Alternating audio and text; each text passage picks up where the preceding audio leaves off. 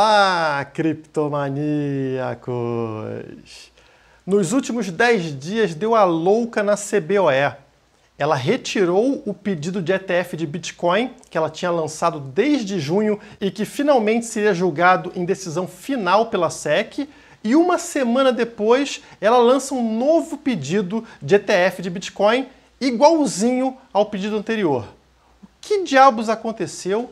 E qual será o impacto disso para o mercado? Será que a gente está sendo manipulado, sendo feito de bobo, tanto pela SEC quanto pela CBOE? É tudo isso que a gente vai discutir no vídeo de hoje, logo após a vinheta.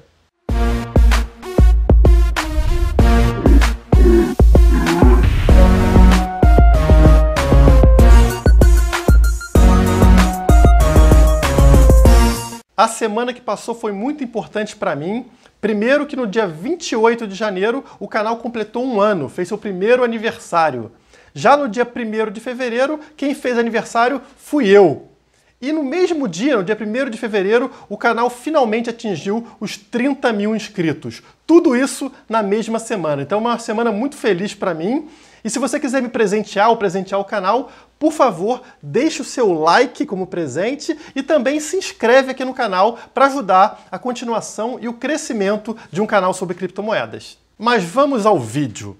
Como a gente sabe, em junho do ano passado, a CBOE, em parceria com a VanEck e com a SolidX, que são empresas do setor financeiro, entraram com uma proposta para um ETF de Bitcoin. Um ETF não é nada mais do que um fundo de investimento em Bitcoin, que ainda não foi aprovado pelos Estados Unidos, pela SEC, que é ali a comissão que faz a aprovação desse tipo de pedido. Então eles entraram lá em junho e isso acabou sendo prorrogado várias vezes. A SEC tem esse direito, né, de ficar adiando a decisão e ela foi adiando o máximo que podia e até que chegou o momento que seria a decisão final. Ela não tem mais como adiar. E estava marcada essa data para o dia 27 de fevereiro agora. Só que no dia 22 de janeiro agora, a CBOE, que foi quem fez o pedido de aprovação, acabou retirando a sua proposta. Mas que diabo é isso? A própria empresa que fez o pedido para aprovação do ETF vai lá e na hora, aos 45 do segundo tempo, retira o pedido. Seria esse um esquema para fazer o investidor de palhaço?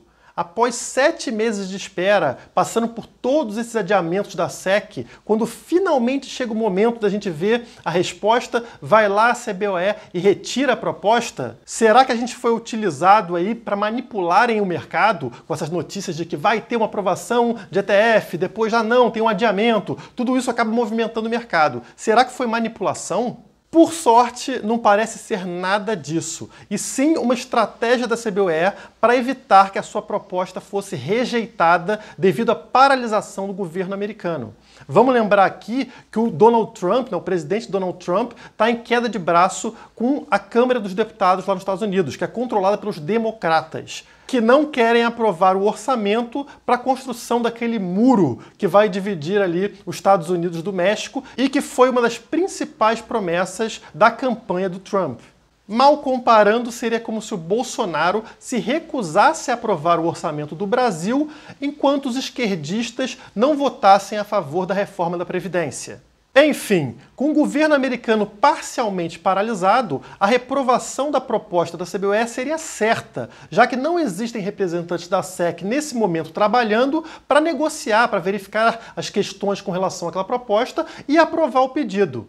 Isso, por sinal, seria uma excelente desculpa para a SEC, porque a SEC é um braço do governo americano. E por ser ligada ao governo, obviamente não é lá muito favorável às criptomoedas. Então qualquer desculpa que ela conseguir arrumar para reprovar um pedido vai ser ótimo para ela. E essa situação seria excelente. Ela reprovaria devido a questões técnicas, ou seja, a impossibilidade dela fazer uma análise mais profunda e fecharia esse caso de uma vez, porque agora seria a decisão final. Sendo assim, a estratégia da CBOE de retirar a proposta foi ao mesmo tempo inteligente e educada, porque ela passou uma imagem para a SEC de que ela está preocupada com a situação atual da SEC e dos Estados Unidos, ou seja, já que eles não têm pessoal ali para avaliar com calma e discutir os termos, então, por educação, a gente está retirando a nossa própria proposta para que vocês tenham tempo aí de reformular, de voltar a trabalhar normalmente, para depois a gente discutir essas questões. Uma curiosidade é que, diferentemente das outras vezes que a gente teve aí um adiamento ou alguma notícia negativa com relação à aprovação do ETF, o mercado não apresentou qualquer variação. A gente não teve variação no valor do Bitcoin devido a essa retirada da proposta da CBOE. Parece que saturou essa questão de ETF de Bitcoin, o que pode sugerir que a gente já está realmente ali no fundo do poço ou muito próximo do fundo do poço, já que em outras vezes que a gente teve algum adiamento, por exemplo, com relação ao ETF de Bitcoin, o mercado teve uma queda significativa, às vezes de 10%, às vezes de 15% no valor do Bitcoin. Mas o interessante dessa história é que agora, uma semana depois da própria CBOE ter retirado sua proposta, ela voltou e está fazendo o lançamento de uma nova proposta de ETF de Bitcoin, nos mesmos moldes da proposta que ela retirou há uma semana atrás. Isso mostra que a CBOE quer sim a aprovação desse ETF de Bitcoin. Eles não desistiram, nada disso. Foi realmente uma estratégia para evitar ser rejeitado por motivos banais. Então eles voltaram agora com essa proposta, só que como ela não foi publicada oficialmente ainda, o relógio não começou a contar. A partir do momento dessa publicação, a SEC terá aí novamente 240 dias para dar uma resposta sobre esse pedido da CBOE. Então você vê, 240 dias, a gente sabe que ainda tem aquelas questões de prorrogação que a SEC tem direito. Isso significa que a gente só vai ver um ETF de Bitcoin finalmente aprovado lá para o final de 2019 ou, quem sabe, em 2020. Então é mais tempo aí aguardando por essa questão de ETF de Bitcoin. Sendo assim, eu acho mais provável que a gente vai ver outras alternativas para a entrada de capital institucional aparecerem antes mesmo de uma aprovação de ETF. Aqui eu estou falando, por exemplo, da BACT, da Fidelity, de tantas outras possibilidades para a entrada de capital institucional.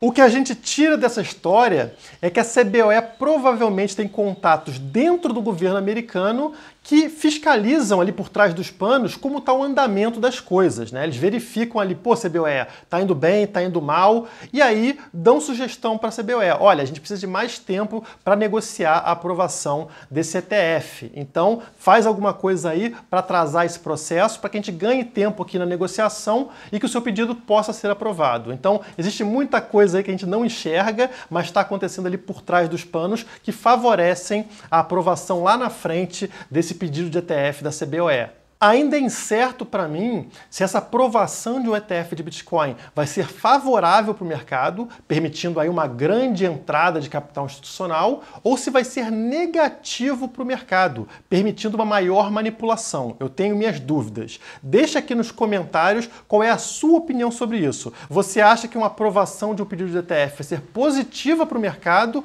ou negativa para o mercado? Na minha visão, o importante é que o mercado não dependa de somente uma porta de entrada para a chegada desse capital institucional, ou seja, que não fique somente em uma mão, ainda mais uma mão que é tão ligada aí ao governo americano. Eu torço para que outras alternativas, como a BACT ou a Fidelity, também entrem no mercado, permitindo assim uma concorrência por diferentes modelos de investimento em criptomoedas. Isso dificulta uma manipulação, ao mesmo tempo que passa uma maior credibilidade para os investidores do mercado, para os grandes investidores, com relação às criptomoedas. Agora, a gente não deve ter pressa para a entrada desse capital institucional.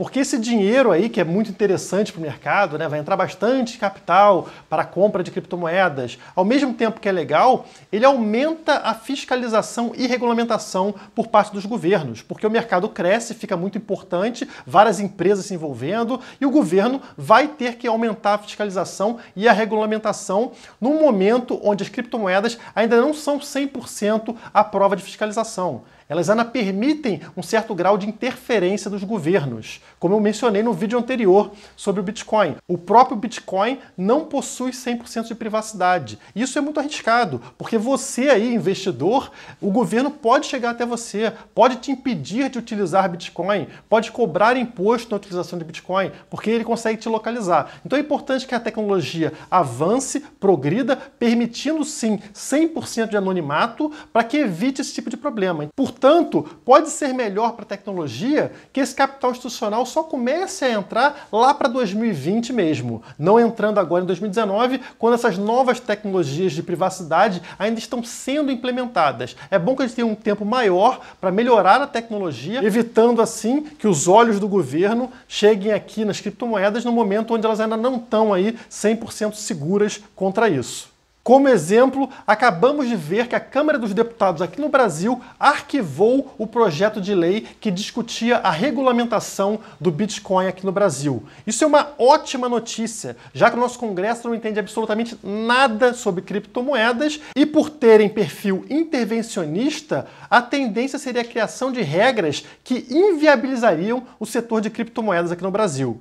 Agora pensem comigo, imaginem que de um dia para o outro começam a aprovar aí ETFs de Bitcoin, a BACT, a Fidelity, várias formas para a entrada de capital institucional e grandes empresas brasileiras e grandes investidores brasileiros começassem a colocar boa parte dos recursos em criptomoedas. O que o governo brasileiro seria obrigado a fazer? Ele iria discutir essa questão, ele iria desarquivar esse projeto de lei, discutir essa questão e provavelmente criariam regras aí que ferrariam o setor, né? Que realmente destruiriam a capacidade das criptomoedas de se desenvolverem no Brasil.